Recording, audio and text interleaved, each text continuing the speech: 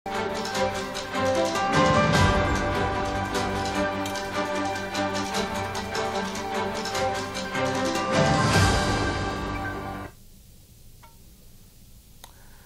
আপনাদের সবাইকে স্বাগত। হাইটকে আপনাদের সঙ্গে আমি পার্থ বন্দ্যোপাধ্যায়। আজ সন্ধ্যায় আমার সঙ্গে দুজন বিশিষ্ট অতিথি, একদিকে রাজ্যের শাসক দল তৃণমূল কংগ্রেসের কট্টর সমর্থক ভাস্কর সিংহ রায়, আর অন্যদিকে রয়েছে ভারতীয় জনতা পার্টির একজন নেতা কর্মী, সক্রিয় কর্মী এবং বিশিষ্ট আইনজীবী অমলেন্দু দত্ত। দেখুন, আমি গতকালকের আলোচনাতেও শুরুতেই বলেছিলাম যে এই মুহূর্তে সবথেকে বড় রাজনৈতিক আলোচনার বিষয় হচ্ছে এসআইআর। এই ইন্টেন্সিভ রিভিউ হচ্ছে যাতে ভোটার তালিকায় কোনো ভুয়ো ভোটার না থাকে, কোনো মৃত ভোটার যার নাম এখনো রয়ে গেছে বা যিনি স্থানান্তরে চলে গিয়েছেন তার নাম রয়ে গেছে, এই সমস্ত কলুষ মুক্ত করার প্রচেষ্টা, এভাবেই ইলেকশন কমিশন বিষয়টাকে ব্যাখ্যা করছে। কিন্তু এনডিএ জোটের বাইরে যতগুলি রাজনৈতিক দল আছে তারা এক সুরে বিরোধিতা করছে এবং তারা বলতে চাইছে, ইনফ্যাক্ট বড় দলগুলো তৃণমূল কংগ্রেস তাদের বক্তব্য হচ্ছে বিজেপি নিজের স্বার্থে এটা করছে এবং যে রাজ্যে তাদের ভোটার সংখ্যা বাড়ানো দরকার তারা বাড়াচ্ছে, যেখানে ভোটার সংখ্যা কমানো দরকার তারা কমাচ্ছে। বিহারের পর এবার বাংলার পালা। ফলে রাজ্যের শাসক দল তৃণমূল কংগ্রেস অত্যন্ত সরব। এবং আজকে যদি সংসদের আপনারা খোঁজ নিয়ে থাকেন, সকাল থেকে সংসদ চত্বরে বিক্ষোভের পর বিক্ষোভ, একদিকে কংগ্রেস বিক্ষোভ করছে, একদিকে তৃণমূল কংগ্রেস বিক্ষোভ করছে। এক সুরে বিজেপি বিরোধী এই দলগুলো একই কথা বলছে, এসআইআর চলবে না।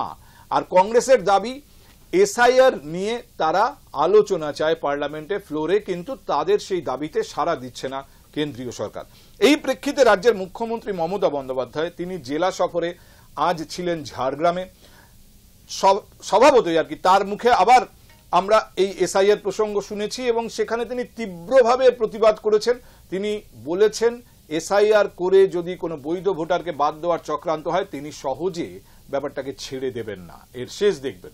তিনি শুধু রাজ্য বা দেশ নয়, পৃথিবীর সামনে এই স্বরূপ উন্মোচনের কাজটা করবেন, বিজেপির স্বরূপ উন্মোচনের কাজটা করবেন বলে আজ জানিয়েছেন। এই প্রসঙ্গে আপনাদের জানিয়ে রাখি, রাজ্যের বিরোধী দলনেতা শুভেন্দু অধিকারী তিনি গত কয়েকদিনের মতো একই সুরে কোচবিহার থেকে ফেরার পথেও বলেছেন রোহিঙ্গা এবং অবৈধ বাংলাদেশি মুসলিমদের ভোটার তালিকা থেকে বাদ দেবেই বিজেপি, কেউ ঠেকাতে পারবে না।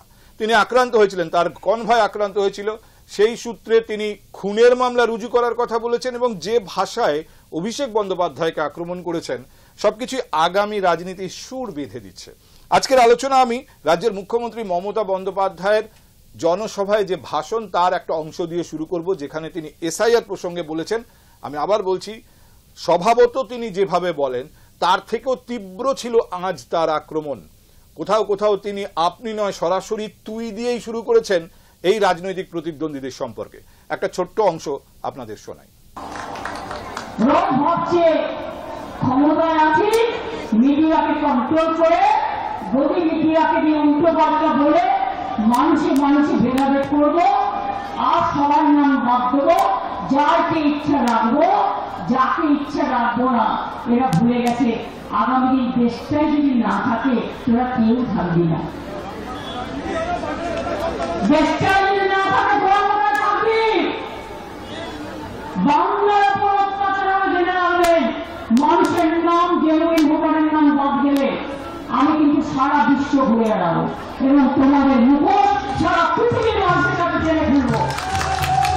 আমি আমি বিশ্বকে জানাই না, চুপচাপ থাকি, কিন্তু এবার কিন্তু আমি মুখে মুখগ্রাফের লাগিয়ে থাকবো না।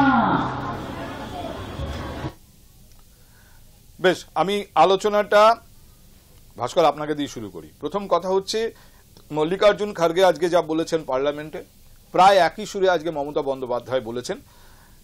ইলেকশন কমিশন একটা কর্মসূচি নিয়েছে, অথচ আপনাদের আঙুল সরাসরি শাসক দল, কেন্দ্রের শাসক দল বিজেপির বিরুদ্ধে। খার্গে যেরকম বলেছেন মহারাষ্ট্রে আপনাদের ভোট বেশি দরকার ছিল, ওখানে ভোটার বাড়িয়ে নিয়েছেন, বিহারে ভোট কমানোর দরকার ছিল, ওখানে ভোটার কমিয়ে নিয়েছেন। অর্থাৎ কংগ্রেসের মতো তৃণমূল কংগ্রেসও মনে করছে যে রাজনৈতিক কর্মসূচি চলছে বিজেপির।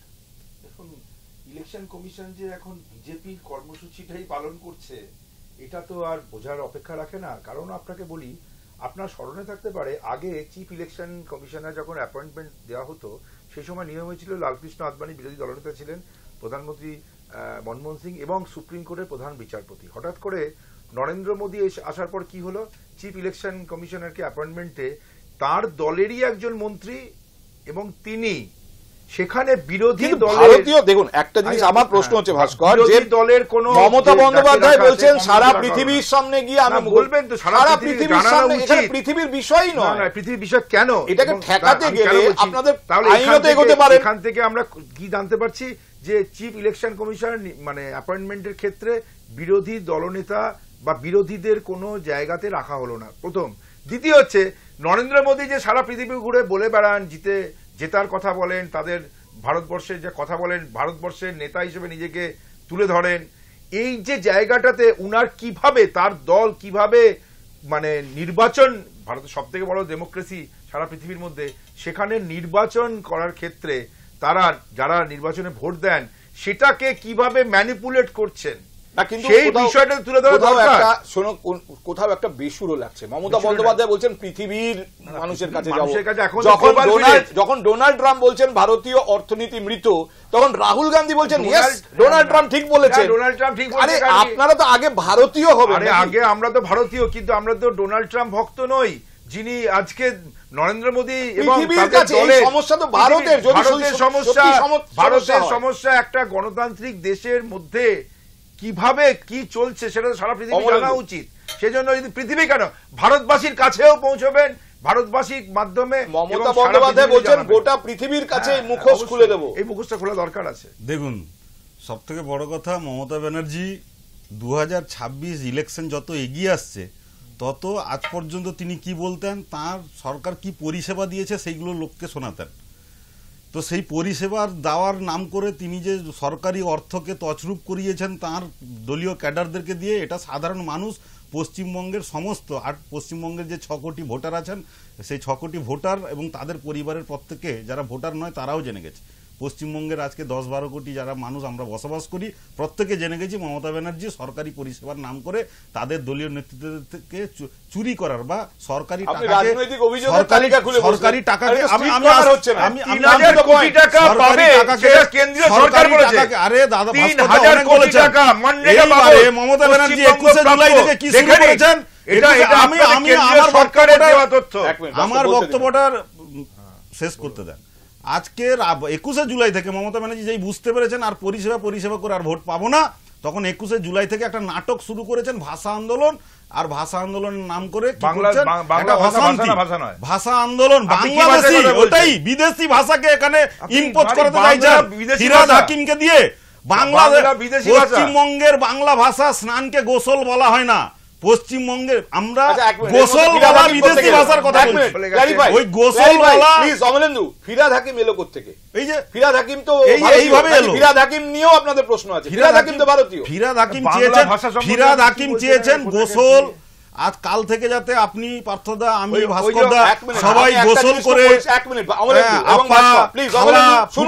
এইসব কথা বলি বাংলায়। আপনি আমার একটা বক্তব্য শুনুন, খুব স্পষ্ট ভাষা আমি বলছি যে ব্যক্তি আক্রমণ এড়িয়ে যাবেন। ফিরহাদ হাকিম বলেছেন যে সমস্ত বাঙালিকে উর্দু শেখাবেন, যারা উর্দু বলবে না, যারা বিশেষ সম্প্রদায়ের কি সম্পর্ক, বাংলা ভাষাই তো বাংলা ভাষা কি ভাষা নয়, ওটাই সম্পর্ক এখানেই। মুখ্যমন্ত্রী পশ্চিমবঙ্গকে বাংলাদেশের সাথে মিশিয়ে দিতে চাইছেন, বাংলাদেশের সাথে মিশিয়ে দিতে চাইছেন, ওই জন্য বিদেশ যাত্রা করবেন বলছেন। অমলেন্দু প্লিজ, অমলেন্দু আমাকে একটা জিনিস বলুন, আপনি বলছেন ফিরহাদ হাকিম এই কথা বলেছেন, অমুকে এই কথা বলেছেন, আইদার আপনার কাছে প্রপার প্রুফ সেই বাইট এনে আমাকে বলবেন এই দেখুন বলছেন, অথবা এই ধরনের বিষয় এড়িয়ে যাবেন। আমি যেটা বলতে চাই শেষ করতে দিন, এটা আপনারাই দেখিয়েছেন নিউজে, শুনুন কে কোথায় কি বলেছেন, কে কোথায় কি বলেছেন এই অভিযোগ করার জায়গা না। যারা লজিক্যাল, আপনাকে বলতে হবে লজিকে পয়েন্টে বলতে হবে যে আমি এই জন্য বলছি এইটা, আপনি অমুকে অমুক জায়গায় বলেছেন বলে এখন একটা রেফারেন্স টেনে আনলে আমার পক্ষে সম্ভব নয় সেই বাইকটাকে খুঁজে এনে সত্যিই তিনি কি বলেছেন সেটা দেখানো। আপনি কারোর বিরুদ্ধে অভিযোগ করতে পারেন না, আর যদি করেন তাহলে আপনি অভিযোগ হিসেবেই করবেন, আপনার অভিযোগ থাকতে পারে কিন্তু সেটা এখানে কোনো ভ্যালু অ্যাড করবে না। আপনি আমাকে একটা জিনিস বলুন, ধরুন কুচবিহারে আপনার নেতা গেলেন, রাজ্যের বিরোধী দল নেতা গেলেন, তিনি আক্রান্ত হলেন, বোঝা যাচ্ছে যে তিনি যেভাবে হিন্দু মুসলমান করছেন তা না, এবং তিনি যেভাবে এই রোহিঙ্গা মুসলিমদের থাকতে দেবো না অমুক তমুক বলে যাচ্ছেন, তার এটা আউটকাম আপনি কিভাবে ব্যাখ্যা করবেন এটাকে? না না, আউটকাম নয়, তৃণমূল মানেই হচ্ছে তারা বিজেপির যারা আমাদের শুধু আপনি তো জানেন বিরোধী দলনেতা কি ভাষায় কথা বলেন। বিরোধী দলনেতা সেই ভাষায় কথা উনি বলেন বলেছে যে রোহিঙ্গাদের ভাষায় মমতা আক্রমণ ব্যানার্জি হয়েছে। বোঝান। হ্যাঁ, রোহিঙ্গারাই তো আক্রমণ করেছে, রোহিঙ্গা ভোট ব্যাংক, যেটা মমতা ব্যানার্জির ভোট ব্যাংক তারাই তো আক্রমণ, গোটা খালি চোখেই তো দেখা গেছে। রোহিঙ্গা কোথায় দেখা যায়? আপনাদের খালি কোর্টে চোখেই আছে? তো দেখা গেছে। রোহিঙ্গা কোর্টে আছে, কোর্টে হাইকোর্টে আছে। ভাস্কর দা, আপনি একটা কথা বুঝুন, রোহিঙ্গা যে কোথায় খুঁজে মমতা পাচ্ছেন? নাম ব্যানার্জি কি রোহিঙ্গাদের নাম কি? আজকে 2002 এ কাদের রোহিঙ্গা বলে? 2002 এ কোথাকার এসআইআর বাসিন্দা? হয়েছিল, 2002 লোকে এ আপনাকে এসআইআর হয়েছিল সুস্থ লাস্ট বলে এসআইআর মানবে না আগামী পশ্চিমবঙ্গে। দিনে। তাহলে আজকে 23 বছর পরে এসআইআর হওয়া এটা তো অনিবার্য। 23 বছরের ডেমোগ্রাফি অনেক চেঞ্জ হয়েছে। সবথেকে বড় কথা, এসআইআর এর পদ্ধতি নিয়ে সমস্যা আছে। সবথেকে বড় কথা, আপনারা আরে এসআইআর এ সবে যে লোকটার নাম বাদ আপনাদের- দিয়েছে তাকে নোটিশ দেওয়া হচ্ছে, আপনাদের এটা প্রাথমিক বিষয়। প্রবলেম। আপনি একজন আইনজীবী, আপনাদের প্রবলেম থাকলে কোর্টে যাবেন, সুপ্রিম আরে কোর্টে ভাই, দরজা খোলা তাহলে আছে। আপনি বলছেন যে পদ্ধতিটা ভুল, এরপরে কোর্টে যাবেন মানে পদ্ধতিটা ভুল কেউ কি যদি ভুল নয়? মনে করে এসআইআর এর মনে করে পদ্ধতি ভুল কি ভুল নয়? আপনি কি বলেন? কেউ ভুল মনে তাহলে করে আপনি সে বলুন, কোর্টে যাবে, কোর্টে গিয়ে কি হয়েছে? আসাম থেকে এনআরসি নোটিশ পাচ্ছেন আরে সুপ্রিম বাংলার কোর্টে মানুষ। আপনারা তো পার্টি এটা হতে ঠিক না ভুল? চেয়েছিলেন। আরে আপনি বিহারের কেসে তাহলে আপনারা আপনারা ভুল পশ্চিমবঙ্গ করছেন। সরকার পার্টি হতে চেয়েছিল। কুচবিহারের মানুষ, কি রেজাল্ট আচ্ছা, পেয়েছে? কুচবিহারের মানুষ এক মিনিট, NRC ভাস্কর, নোটিশ এসআইআর পাচ্ছে। হবে আসাম থেকে রোহিঙ্গাদেরকে এবং বাংলাদেশি অনুপ্রবেশকারীদের। অমলেন্দু প্লিজ এক মিনিট। ভাস্কর, অমলেন্দু একটা পয়েন্ট যেটা তুলেছেন সেটা আমার মনে হচ্ছে ভ্যালিড, যে আপনাদের যদি কোনো জায়গায় কোনো বক্তব্য থাকে আমাদের দেশের নিয়ম অনুযায়ী, আপনি কথা বলছেন কার বিরুদ্ধে? আপনি বলছেন কেন্দ্রীয় সরকারের বিরুদ্ধে, কিন্তু আঙ্গুল তুলছেন নির্বাচন কমিশনের দিকে। এখন ব্যাপারটা হচ্ছে, আমি যতটুকু জানি ভারতীয় সংবিধান, নির্বাচন, ভোটার তালিকা, নির্বাচনে কারা কাজ করবেন, কোন পদাধিকারীর লোককে দায়িত্ব দেওয়া হবে, কাকে দেওয়া হবে না, সেই জন্যই তো আমি আপনাকে প্রথমে বললাম যে কমিটিটা থেকে, সেই কমিটির মধ্যে বিরোধী দলনেতা নেই। আমাকে উদ্দেশ্যটা বুঝুন। প্রশ্নটা শেষ করতে দিন। এই সমস্ত কিছু নিরঙ্কুশ অধিকার ভারতীয় সংবিধান অনুযায়ী নির্বাচন কমিশনের। এবার নির্বাচন কমিশন একটা প্রক্রিয়া চালু করেছে। আপনারা বিভিন্ন রাজনৈতিক সভায় অনেক কিছু বলছেন, আপনারা মিটিং করছেন, মিছিল করছেন, এই অবধি ঠিক আছে, কিন্তু আপনারাও কি তাহলে ভেতরে ভেতরে জানেন এটা আপনারা ঠেকাতে পারবেন না? এটা যদি নির্বাচন কমিশন কেন বলছেন? আপনি কোর্টে আচ্ছা, গেলেও আপনি কি রিভিউ দেখেছেন যে, আপনি কি এটা দেখেছেন, এই যে উনি কোর্টের কথা বলছিলেন না, সুপ্রিম কোর্ট থেকে অবসর নিয়ে রাজ্যসভা সাংসদ, আবার বিজেপির মুখপাত্র, বিজেপির ঘোষিত মুখপাত্র হাইকোর্টের জজ কোর্টে যাচ্ছেন? আমি বলছি, আমার বক্তব্য হচ্ছে আইনত ভারতবর্ষের স্বশাসিত সংস্থাগুলোকে, ভারতবর্ষের স্বশাসিত, আমি বললাম, আপনি কি দেখেছে বিজেপির মুখপাত্র হাইকোর্টের জজ, এবং ভারতবর্ষের স্বশাসিত সংস্থাগুলোকে, হাইকোর্টের জজ বিজেপির এমপি, সেগুলো আজ বিজেপির অফিস, বিজেপির কর্মসূচি পালন করছে। যেভাবে ইলেকশন কমিশনের এই যে পদক্ষেপ, সেটা বিজেপি নিয়ন্ত্রিত, তার চিফ ইলেকশন কমিশন থেকে আরম্ভ করে সবটাই। সেই জন্য এখানে কোর্টে যাবো কেন? দাঁড়ান, আমাদের জনগণের, দাঁড়ান, আমাদের তাহলে আপনি যেমন বললেন কোর্টে যাও, আন্দোলন করার অধিকার সংবিধান স্বীকৃত। আমরা আন্দোলন না, মানুষকে শুনুন, ঠেকাবো তো বটে, মানুষ শুনুন, মানুষের কাছে পৌঁছতে হবে এই কথা বলে যে কি চলছে, কিভাবে বিজেপি নিয়ন্ত্রণ করছে। তাহলে আমাদের এই আন্দোলন করার, কোর্টে চলে যান, কোর্টে যাওয়ার ব্যাপারটা আমাদের এখানে কিন্তু আন্দোলন, ওই আন্দোলন চাইছেন তো ভাস্কর দা, এক মিনিট, ওই আন্দোলন করার অধিকার আমাদের সংবিধান দিয়েছে। না না, ওটাই তো সংবিধান আন্দোলন করার অধিকার দিয়েছে। আপনারা সেই আন্দোলন, আমরা ওই এনআরসির সময় আপনারা যেমন বলছিলেন, আপনারা লোকসভাতে আলোচনা করছেন এনআরসি নিয়ে, আপনারা এই এনআরসি প্রসঙ্গে আজকে মমতা বন্দ্যোপাধ্যায় তার ভাষণে আবার বলেছেন এনআরসি করতে দেব না। প্লিজ মমতা বন্দ্যোপাধ্যায় আবার বলেছেন এসআইআর হচ্ছে কি? কিন্তু ভাস্কর, আলোচনা হচ্ছে, রবীন্দ্র আপনার কাছে ফিরছি। ভাস্কর, আমার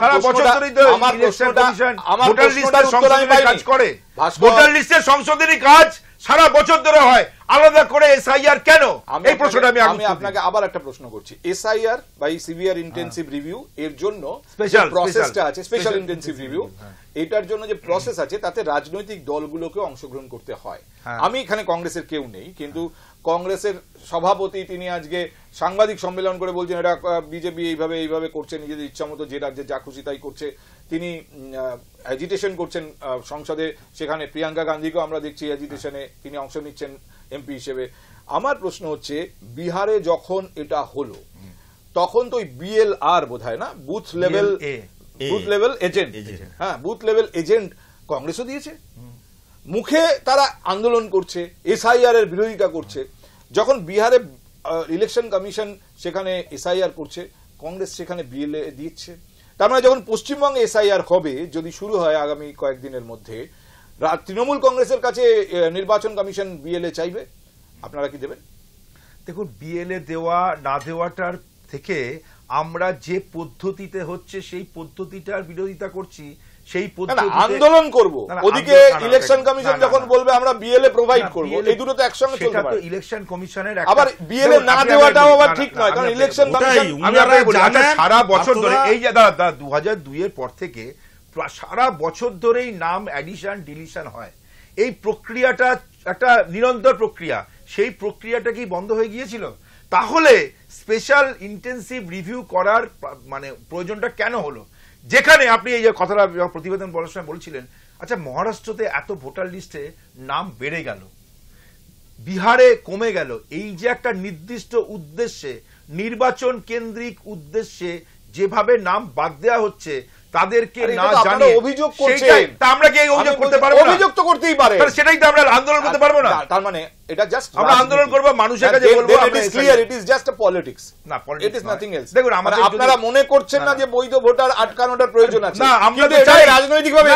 আচ্ছা আচ্ছা, আপনি বলুন, পার্থদা আপনি দীর্ঘদিন সাংবাদিকতা করছেন, প্রবীণ সাংবাদিক হিসেবে বলুন যে ডিলিশন যে প্রসেস, সেই ডিলিশন প্রসেস সবসময় চলে।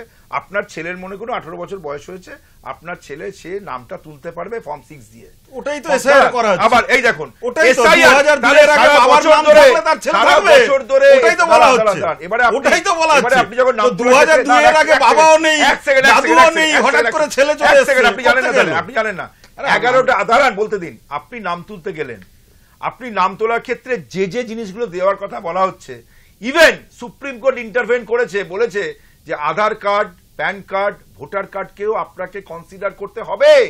আপনি যে 11টা তথ্য দিচ্ছে, যেগুলো দেওয়া হবে 87 সালের আগে হলে, 87 সালের পরে হলে, এই তথ্যগুলো দেওয়ার ক্ষেত্রে যে সমস্যা, এটা তো বলে দিয়ে থাকে, বলেছে তো, আমি উনি তো আছে, তাহলে তো আপনাদের আর কোনো দুঃখ থাকার কথা না, দুঃখ থাকার কথা নয়, তারা বলেছে এগুলো কনসিডার করতে। এবারে আজকে বলছে তার অথেন্টিসিটি নিয়ে প্রশ্ন তুলছে। দেখুন, আপনি এই যে বলছি আপনার আধার কার্ডটা অথেন্টিক নয়, প্যান কার্ড অথেন্টিক নয়, কি অথেন্টিক? আপনি বলুন অথেন্টিক এখানে আমি অথেন্টিক কি? আমি ভারতীয়তার অথেন্টিসিটি কিসের জন্য প্রমাণ? প্লিজ ভাস্কর, গতকাল যখন এই নিয়ে আলোচনা হচ্ছিল, সেখানেও আমি এই পয়েন্ট তুলেছিলাম, যিনি বিজেপির পক্ষে বা কেন্দ্রীয় সরকারের পদক্ষেপকে ইলেকশন কমিশনের পক্ষে দাবি করছিলেন, সব কি থাকলে আমি নাগরিক, আমি প্রশ্ন তুলেছিলাম। অমলেন্দু, হয়তো যারা গতকালকের অনুষ্ঠানে দেখেছেন তারা মনে করতে পারেন একই বিষয় নিয়ে আলোচনা হচ্ছে কেন, কিন্তু আমি শুধু অমলেন্দু আপনাকে মনে করিয়ে দিতে চাই যে আপনার আধার কার্ড আপনাকে মেনটেন করতে হয়। আপনি যখন আজকে দেখছেন আমার এসআইআর এ আধার কার্ড কাজে লাগবে না, আপনি ছিঁড়ে ফেলে দিতে পারবেন না, কারণ আধার কার্ড না থাকলে আপনি কালকে ব্যাংক অপারেট করতে পারবেন আপনার অ্যাকাউন্ট। কিন্তু আমি কেন মেনটেন করব যদি সেটা যখন আমার ভারতীয়ত্ব প্রমাণের প্রশ্ন, তখন কাজে লাগবে না? যখন ভোটার কার্ডের সঙ্গে আধার কার্ডের লিঙ্ক করার কথা হলো, ইলেকশন কমিশন কিছু বললো না। এখন তারা যে 11টা না 12টা ডকুমেন্টের তালিকা দিচ্ছে, তার মধ্যে তারা আধার কার্ড রাখছে না। আধার কার্ড করার জন্য যে মেকানিজম, তার পেছনে যে প্রযুক্তি, কত কোটি টাকা খরচা হচ্ছে সরকারের, নকল করা যাবে না। এবং এত কিছুর পরে যে কোনো জিনিসই নকল হতে পারে, পাসপোর্ট নকল হতে পারে না, পাসপোর্ট নকল হতে পারে কিনা? তাহলে কোন জিনিস identity? Identity means not the residential proof. তাহলে রেসিডেন্সিয়াল প্রুফ হচ্ছে কি আপনি কতদিন এখানে বসবাস করছেন। আচ্ছা, আমি 10টা বাড়ি থাকে সারা ভারতবর্ষে 10টা বাড়ি থাকে। আইডেন্টিটি মানে কি? আপনি এই যে মানুষ, আপনার ফিঙ্গারপ্রিন্ট দিয়ে, না না না, আপনি বলুন আমি আর 10টা বাড়ি আছে সারা ভারতবর্ষে। এবারে একটা কথা আছে, আপনি কি আমাকে ভাস্করদা পার্থদা যেটা বলছেন যে ইলেকশন কমিশন যেটা করেছে এসআইআর জন্য কমিটি, রাহুল গান্ধীকে নেয়নি। উনারা কার কথা বলছেন? রাহুল গান্ধীকে কালকেই আমাদের পশ্চিমবঙ্গ থেকে সুপ্রিম কোর্টের জাজ দীপঙ্কর দত্তের এজলাসে এসআইআর কমিটি বলিনি আমি, ইলেকশন কমিশনের কমিশন হোক, যাই হোক, তাকে উনি বলছেন যে রাহুল গান্ধী যারা দেশদ্রোহী।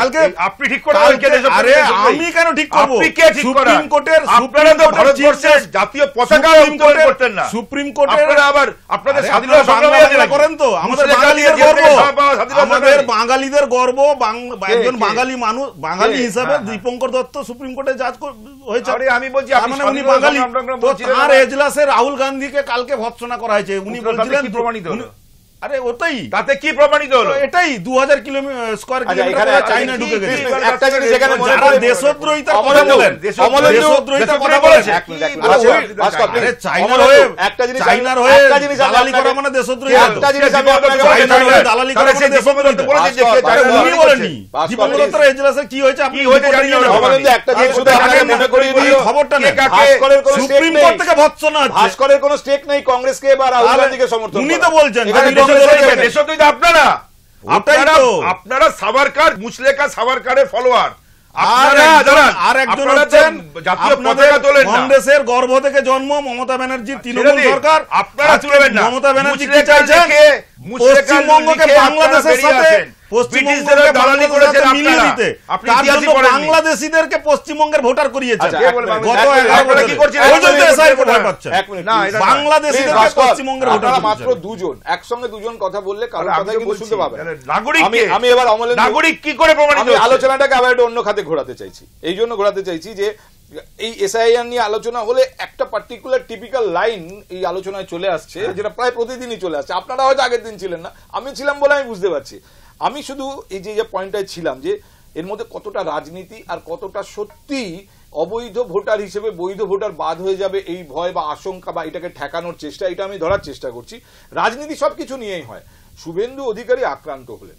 এবার শুভেন্দু অধিকারী ফেরবার সময় সাংবাদিকদের বলছেন যে তিনি উদয়ন গুহর বিরুদ্ধে মামলা করবেন, খুনের মামলা, মানে এফআইআর করবেন খুনের অভিযোগ যা পারেন নিয়ে। করুন উনি। এক মিনিট, আমি একটু আপনাদের দর্শকদের শোনাতে চাই যে শুভেন্দু অধিকারী এই এফআইআর করা হবে এবং তাতে কার কার নাম থাকবে, তাদের বিরুদ্ধে কি অভিযোগ থাকবে, এ নিয়ে তার প্রতিক্রিয়া জানিয়েছেন।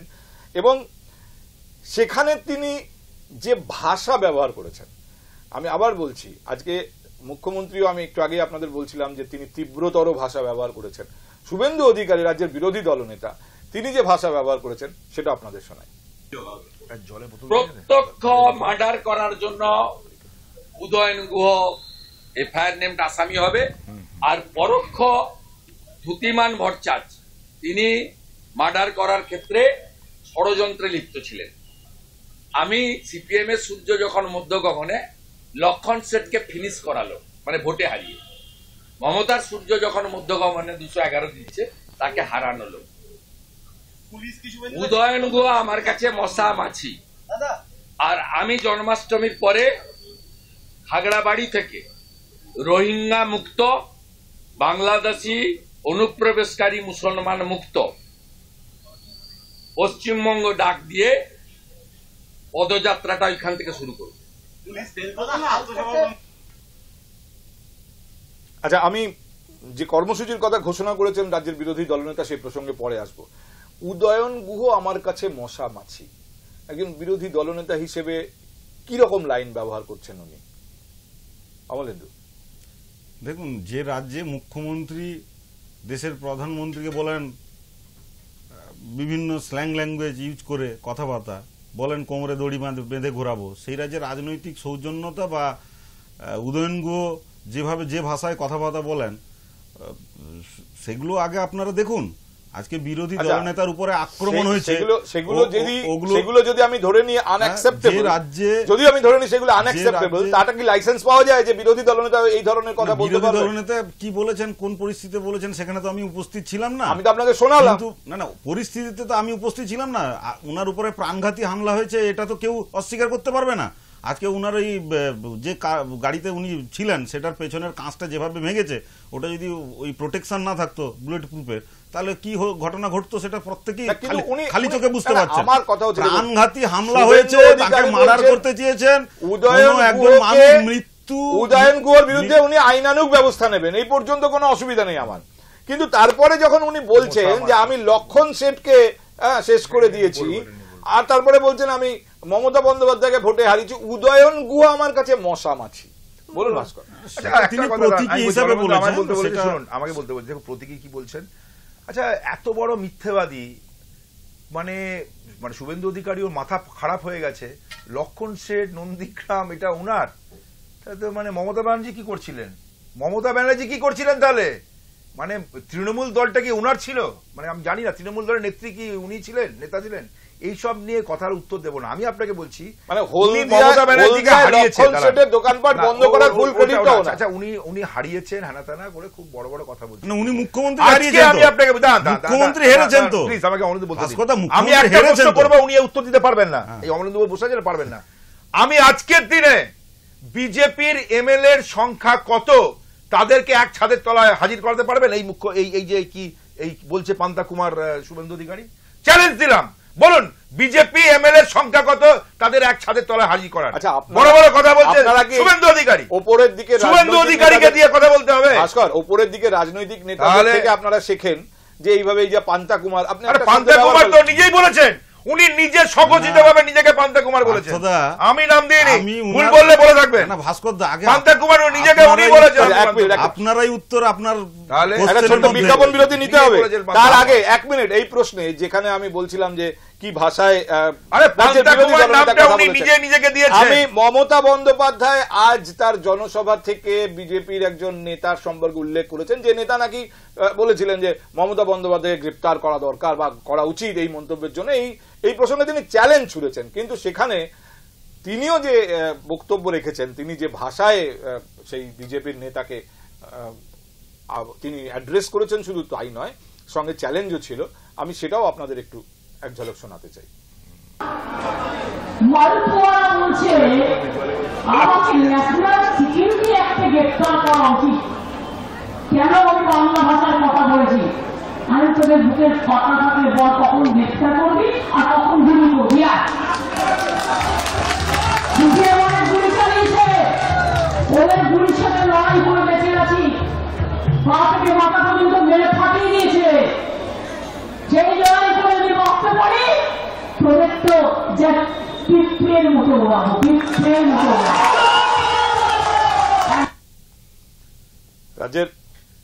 রাজ্যের বিরোধী দলনেতা মশা মাছি বললেন রাজ্যের এক মন্ত্রীকে, আর রাজ্যের মুখ্যমন্ত্রী এক প্রবীণ বিজেপি নেতাকে পিঁপড়ে বললেন। শুধু মানে তোদের মানে পার বলে যারা বড় বড় কথা বলেছিল, কোথায় আপকি বার 200 পার কোথায়? কটা সিট পেয়েছে 24-এ?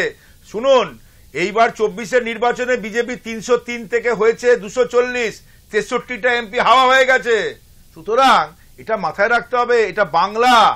এখানে ওই শুভেন্দুকে নিয়ে ঘুরিয়ে কিছু কথা বললে সামনে ভোটের চ্যালেঞ্জ আছে, দেখা হবে।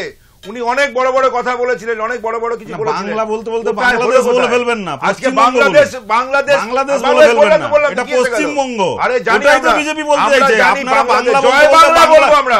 ওই তো আমরা জয় বাংলা বলি। বাংলাদেশের স্লোগান, বাংলাদেশের ভোটার, বাংলাদেশের স্লোগান, বাংলাদেশের ভোটার, তৃণমূলের সম্পদ। এটাই তো বিজেপি শরণাপন্ন হয়েছেন। এখন একজন বলছেন জয় শ্রীরাম, একজন বলছেন জয় মা কালী। আপনাদের নেতা আমরা বলছি জয় বাংলা। এক মিনিট ভাস্কর, আমি ভার্চুয়াল মিটিং করেছেন উনি, প্রায় 4000 4500 নেতা কর্মী বলছেন জয় বাংলা। এক মিনিট ভাস্কর, আমার প্রশ্নটা শুনুন। তিনি যে ভার্চুয়াল মিটিংটা করেছেন, সেখানে নাকি তিনি বলেছেন বিজেপি নেতাদের দেখলেই জয় বাংলা স্লোগান দিতে হবে। দিতে হবে তো, তার কারণ হচ্ছে একটা বিজেপির নেতা জয় বাংলা বলবেন সবাই আগামী দিনে, কারণ এখন বলছেন জয় শ্রীরাম, আরেকজন নেতা জয় মা কালী বলছেন। অমলেন্দু বাবু কোনটা, জয় শ্রীরামে আছেন না জয় মা কালীতে আছেন? আমরা সবে কালীর নাম দেওয়া শুরু করলেন। আমরা শ্রীরামেও আছি, জয় মা কালীতেও আছি। সবেতে আছেন। আমরা পশ্চিমবঙ্গে আছি, আমরা বাংলাদেশে যেতে চাই না। আমরা এটা জানতে চাই। আর বাংলা ভাষা, বাংলাদেশি ভাষা বলে কোনো কিছু একটা ছোট বিজ্ঞাপন বিরতি নিয়ে ফিরি। এরকম এই যে এই তো বাংলাদেশি ভাষা নেই, যদি আপনি অমলেন্দু ভাস্কর একটা ছোট্ট বিরতি নিতে হবে। এই অ্যাপ্রোচটা নিয়ে ফিরবো যে অভিষেক বন্দ্যোপাধ্যায়ের নির্দেশ যে বিজেপি নেতাদের দেখলেই জয় বাংলা বলতে হবে, মানে এটা এক ধরনের কর্মসূচি আমি বলবো অভিষেক বন্দ্যোপাধ্যায় দিয়েছেন তৃণমূল কংগ্রেস কর্মীদের।